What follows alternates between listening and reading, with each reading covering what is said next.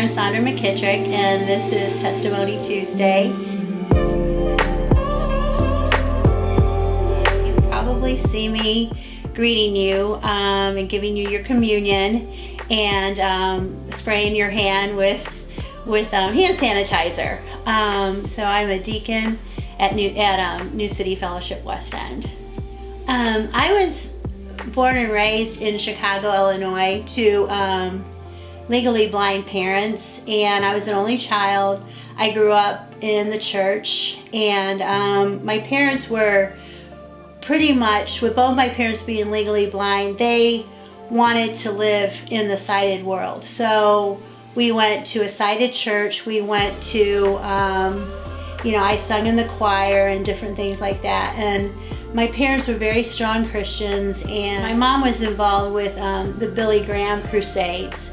And she was actually a counselor for it. And one of the crusades we went to, they were talking about being saved. And I think they were talking about leprosy and about how leprosy, like sin, it just keeps growing.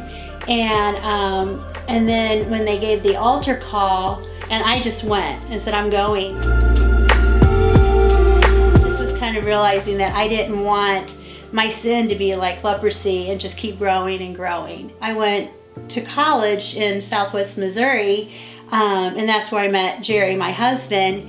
And when we were pregnant with our first child, with my son Ian, I just got thinking to myself that, if we stay here in Southwest Missouri, that this child or my children aren't gonna know the diversity that I even grew up with, or just God's world and God's beautiful colors. I met with our pastor in Bolivar in Southwest Missouri, and just talking to him, and a verse that he gave me, and I kind of take this out as my own, is Jeremiah 29:11, that says, "For I know the plans I have for you, declares the Lord, plans for welfare and not for evil, to give you a future and a hope." Just kind of in preparation, because it was a major lifestyle change for us when we came here. And then the reason why we came to St. Louis was in '93 for him to go to Covenant Seminary. And we lived really close to New City Fellowship, and we got connected with New City through some of our very dear close friends who lived in Chattanooga, and they started going to New City in Chattanooga. I said, well, have you visited New City Fellowship?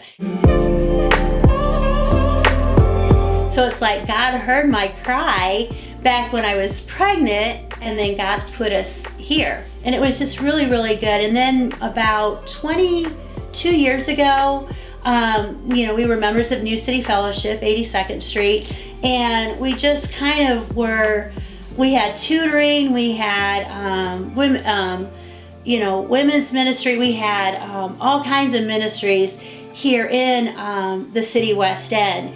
And so there was a point that we were just kind of talking, it's like, if we really are wanting to make an impact, and we actually need to live here. So we prayerfully prayed about it, and we, about 20 plus years ago, we moved into the city. And a lot of our friends said, we're not gonna come and visit you if you move into the city. It's like, okay. We got, we put our kids in the public schools. We were involved in the schools, and it was a growing time for me.